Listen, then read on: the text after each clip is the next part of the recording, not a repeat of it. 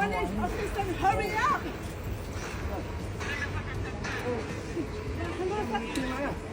Oh, fuck me, you dumb fuck. Right, hurry up, this is the... Right.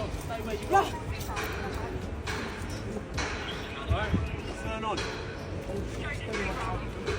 I'm telling you, fucking dead still. Fuck me, go to the shit what's on. I'll show you my ID.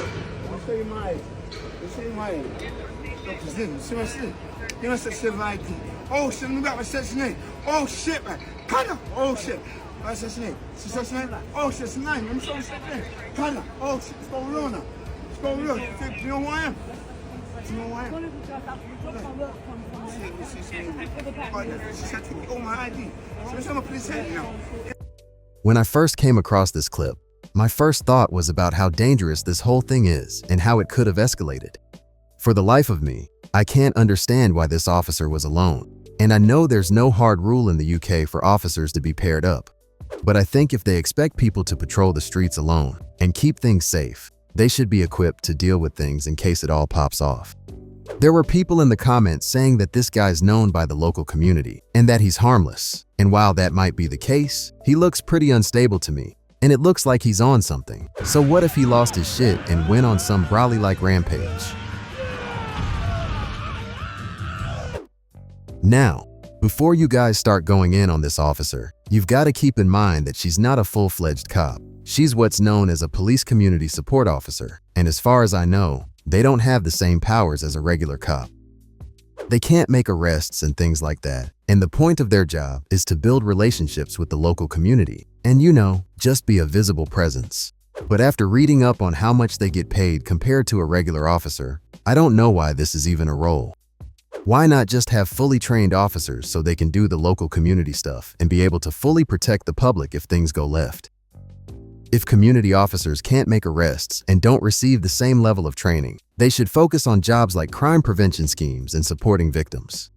And I bet you that the average person doesn't know or care about the difference between a police community support officer and a fully fledged officer because the only thing they're paying attention to is that bright uniform. Anyway, back to the drama. To me, it doesn't matter if someone's a fully fledged officer or not. They shouldn't be relying on civilians to step in so they can get a handle of a situation. If someone doesn't have the skills to control the majority of problems they might come across, they shouldn't be walking around alone. Back in the day, the police in the UK used to have a height requirement. Guys had to be at least 5'8", and women had to be 5'4", and it was even higher in some places.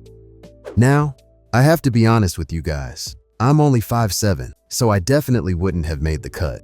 And to be honest, unless I had some serious training, I don't know how useful I'd be in a sticky situation. And I'm not trying to be an anime side character right now. Those guys always get their asses handed to them. While I don't think there needs to be a height requirement, I think officers should have strict training and fitness regulations so they can stay in shape and have the ability to handle the majority of situations they might find themselves in. The last thing we need is a repeat of what we're seeing here. Even in the world of Reddit, there are cops and ex-cops talking about how easy the UK fitness tests are, with this one person saying, "Hey everyone, I know I'm rehashing a commonly debated topic, but what's the fitness standard for police in your force? I'm not referring to bleep tests, as we all know that's really low. Even I managed to get to the minimum and through level 2 training while I was in, but even then, it didn't take me a great effort. So what's the standard level of fitness for the officers at your NICS? As in, how motivated are the officers on your team to stay fit? And what would you say the level of fitness in your force for the average response cop is?" I was watching a police documentary and I was thinking about it due to a police chase, which involved an out-of-shape officer who is totally out of his depth when the two being chased don't listen to him. No disrespect intended, as I know that carrying all the kit and boots can make even the fittest officer struggle to catch someone running off, but it was embarrassing to watch. And it's no easier now than when I'd see some colleagues struggle to reach 5.4 during the annual OST refresher. In no world should you have police officers looking like this.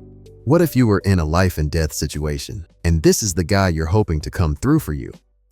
To be fair, this was way back in 2013, but that Reddit post is pretty recent, and from what it sounds like, the fitness tests aren't all that demanding. Anyway, as you guys might have guessed, people were popping off in the comments about this video, and this is what they had to say. Toxic males bashing the female PCSO. Did you notice she wasn't running away? How many men did she pass before the decent fella stepped up? Bet y'all wouldn't have taken the cray-cray on. To be fair, it isn't the public's job to apprehend. If PCSOs can't handle it, they're in the wrong job. And this person's right. What if this guy had a weapon and decided to lash out? Of course, that didn't happen. But the point is, it could have escalated to something like that, and law enforcement would have been the ones to blame. This is why we, as women, should not be doing this job unless we can genuinely handle it. Raise the bar is what we need our government to do here in the UK. Police women because of ability, not diversity. She's not a police officer, she's a PCSO. They have less training and she was alone. She did this safely and bravely. There was nothing brave or safe about it. She didn't do her job. Members of the public had to step in. Yeah, and the civilian had zero training. And even though some people in the comments were saying that he was an undercover cop, I'm not too sold on that conspiracy right now. In my non-experienced opinion, that whole system needs a rework. But what do you guys think? Let me know in the comments.